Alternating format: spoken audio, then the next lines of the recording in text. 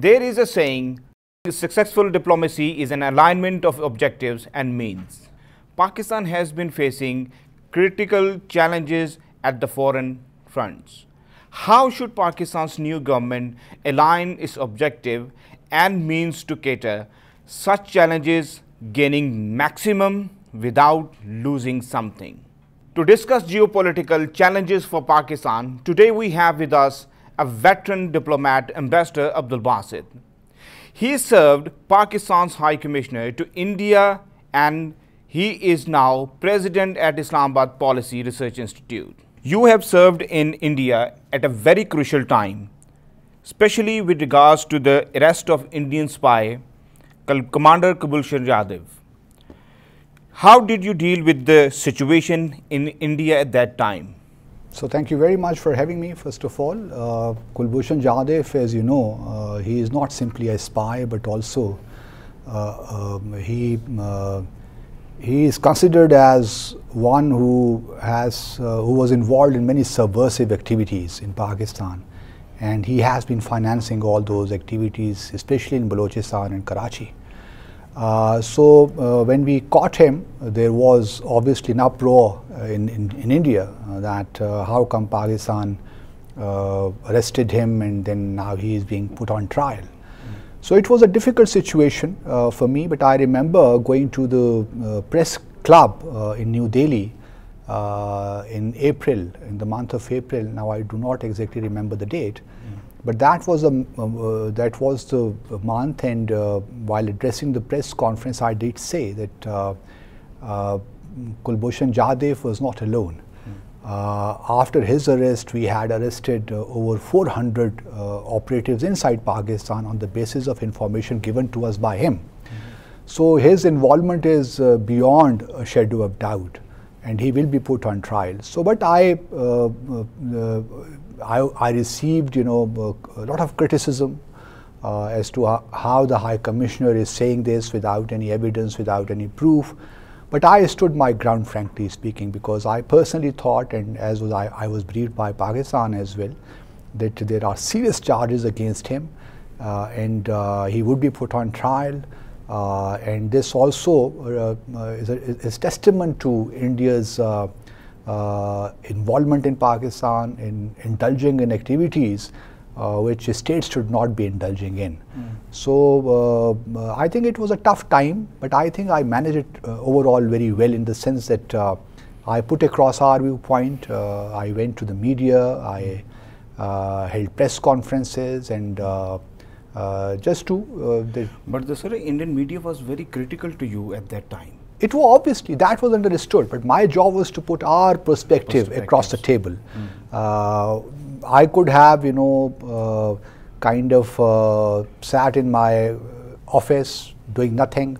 That was one option, but I thought my country, my state requires me at this point in time to put across our views and put them forcefully with conviction. I remember I was interviewed by very renowned Indian journalists, and I was confident that Pakistan, this catch was a big catch for us, and we can exploit it or show to the world. But unfortunately, here in Pakistan, we could not manage that the way we should have. You remember that the ex-Prime Minister even did not mention his name in his UNG address. Sir, since war is not an option between India and Pakistan, and India seems to be least interested in talks with Pakistan, how Pakistan should respond to this situation? Towards patient diplomacy. I know for a fact that even if tomorrow you resume the dialogue process between our two countries, you are not going to get anything concrete when it comes to core questions, especially the Jammu and Kashmir dispute. Forget about Siachen or Sar Creek or other issues or water problems between our two countries. India at this point in time, under Prime Minister Modi, is not willing to engage Pakistan in substantive discussions. You would know that in December 2015, both our countries, when External Affairs Minister Sushma Swaraj was on a visit to Pakistan to attend the Heartland Summit, the foreign ministerial meeting on Afghanistan. Both the countries, Pakistan and India, we agreed on a framework for talks. But since then, that has been, we have not been able to resume the dialogue process. And then you have elections next year in India. And I can say with confidence that Prime Minister Modi's or BJP's strategy is to not to engage with Pakistan, keep its atrocities on in Indian-held Kashmir, so that that allows them to consolidate the Hindu vote behind the BJP. So that is the strategy they will pursue. Once elections are held in India, then we will see what happens. Why should Pakistan exercise strategic patience, as you mentioned in your reply, with regards to dialogue with India and especially normalcy in relations with United States? Look, as far as India is concerned, we do want to normalize our relations with India because we understand that it will accrue huge benefits for all of us, for the region as a whole. But the question is, you can't normalize this relationship unless you are willing to resolve the problems, the disputes which our two countries have.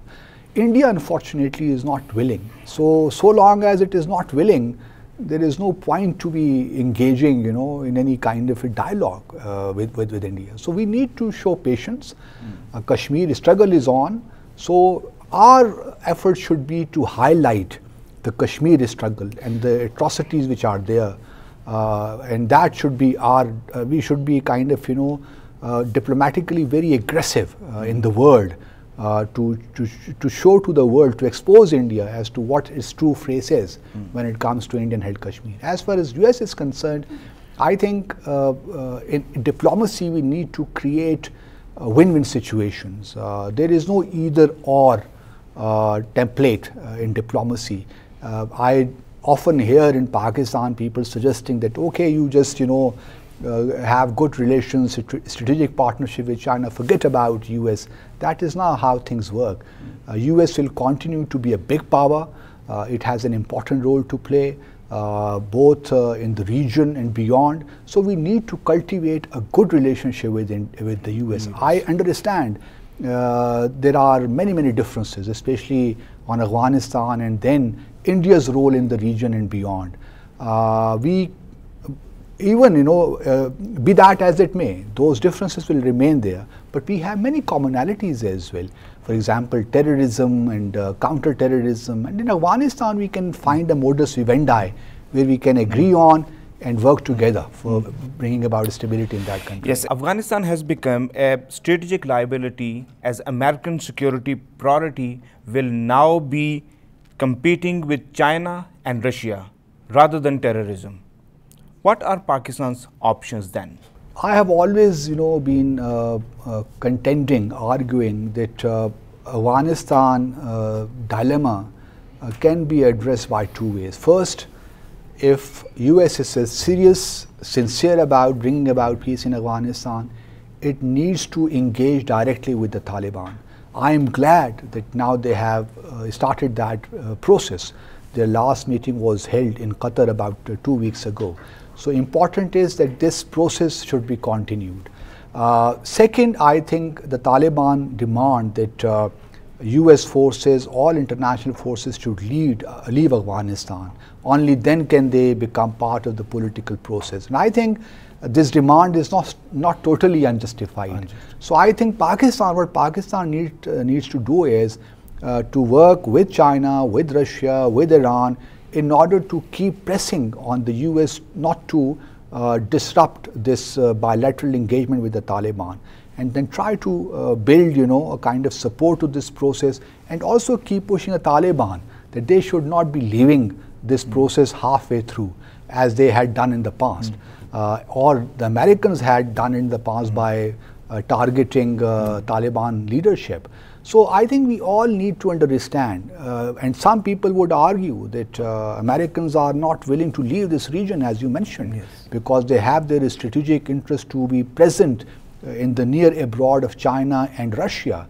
And then Afghanistan itself is a resource-rich country. For example, rare earth metals they are available in Afghanistan in enormous quantity. So there will be a kind of big power game here somehow.